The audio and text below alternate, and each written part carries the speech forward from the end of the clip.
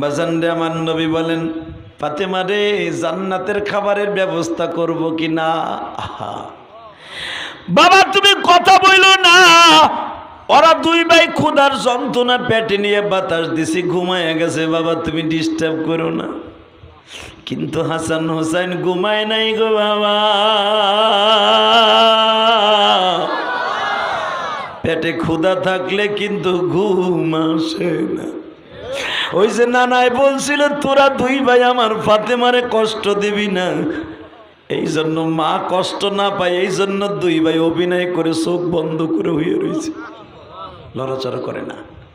কিন্তু মা আজকে নানারে কইতেছে ওরা দুই ভাই ঘুমাইছে বাবা, পেটে ক্ষুধা লইয়া তুমি জোরে কথা কইও না।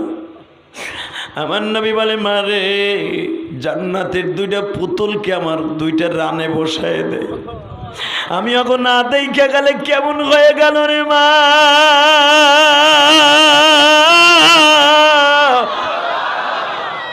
আমি কয়েকদিন পরে যুদ্ধের কাজে বা আমি এমন যাব, অগো দুই বাইরে না দেখলে আমার শান্তি নাই।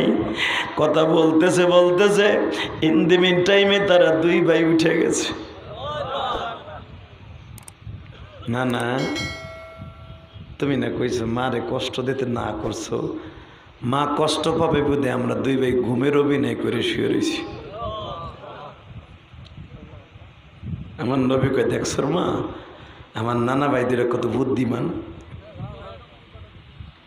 এই দুই ভাইরে কোলের মধ্যে নিয়ে আমার নবী তখন একটা হাদিস বলছিল, হুমা রায়হানে ফিদ দুনিয়া, মানে হাব্বা হুমা ফাকাদ হাব্বানি ওয়া মান আবগাযা হুমা ফাকাদ আবগাযানি। এ ফাতেমা এগো দুই ভাইরে যে ভালোবাসবে সে আমি নবীরে ভালোবাসবে। ওমান আবগাযা হুমা ফাকাদ আবগাযানি, এগো দুই ভাইয়ের সাথে যে দুশ্মনী করবে, হোক তুই আমার মাইয়া হোক তুই আমার জামাই, এগো দুই ভাইয়ের লগে দুশ্মনী করলে আমার নবী দুশ্মনী করা হবে। ফাতেমা বলে, বাবা আমি জানি এই দুই ভাই তোমার কলিজার টুকরা। বাজান দেবার দিলটা নরম দেখতে চাই গো বাবা। আমার নবী দুই বাইরে বুকের মধ্যে নিয়ে দুই গালে চুমা দিয়ে দিলেন, জিব্বাটা তাকে দুই ভাইয়ের গালের মধ্যে প্রবেশ করাইলেন। ও বাজান নবীর জিব্বার মধ্যে এমন বরকত ছিল গো বাবা, আমার নবী কোন গ্লাসের মধ্যে হাত দিলে বাবা এই ঠোঁট দুইটা লাগাবার সঙ্গে সঙ্গে ওই গ্লাসটার মধ্যে মেশকাম্বারের ঘিরান হয়ে যাইত।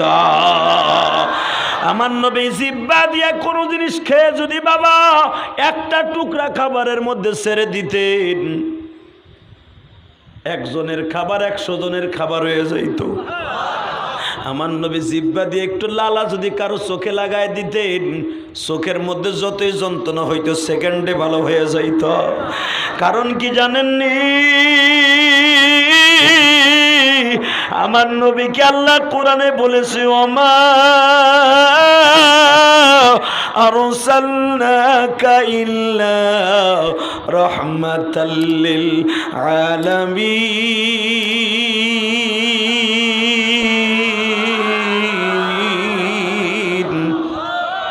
আমার নবী সারা জগতের রহমান।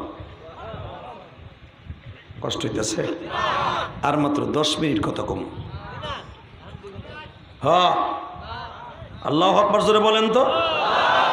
9:30 উঠছি, 11টা পৌনে 11টা বাজে, কি ভাবেন আপনি 1 ঘন্টা আলোচনা শুনছেন? সদেবার আমার দিকে তাকাবেন, এই জমিনের মালিক কে? সদেবার তাকান আর বলবেন আমার নবীর পরে নবী নাই, সংসদে আইন চাই। পারবেন না এই কথাটা বলতে? নবীর পরে নবী নাই, সংসদে আইন চাই। কাদিয়ানি কাদিয়ানি। এ ও কই যায়? এ তুই কই যাস? ও উঠতে গেলে আর কেন দিবি? চেয়ারম্যান সাহেব বই রয়েছে, সাহস কত বড়! ইনশাল্লাহ বলেন। আমি জানি আপনারা খুব ভালো মানুষ, আলহামদুলিল্লাহ বলেন। গতবারও আসছিলাম, দেখছি আপনারা শেষ মোনাজাত পর্যন্ত বসে রয়েছেন। তবে অনেক মানুষ মাঝে মাঝে ভুল বুঝেন শাহজাহান মাস্টারে। এই শাহজাহান মাস্টার সাহেব এত বড় ওয়াজ দেয়, কারো কাছ থেকে 1 টাকা নেয় না। কি মিথ্যা বলছি? হ্যাঁ উনি নেয়, বরঞ্চ আমাদের মতো বক্তাদেরকে এনে কম টাকা লাগে না।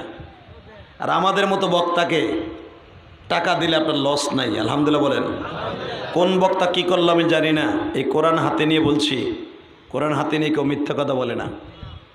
এই মুসলমানের বলা, আমি ইলিয়াস রহমান জিহাদি তার মায়ের একটা অনুরোধ রাখতে যাইয়া, যেরকম শাহজাহান মাস্টার তার মা বাবার অনুরোধ রাখতে যাইয়া লাখ লাখ টাকা খরচ করে প্রতি বছর ওয়াজ দিয়া, কথা কর না কেন? আমি ইলিয়াস রহমান জাহাদি আমার মায়ের অনুরোধ রাখতে যাইয়া কোটি কোটি টাকা চলে গেছে আমার।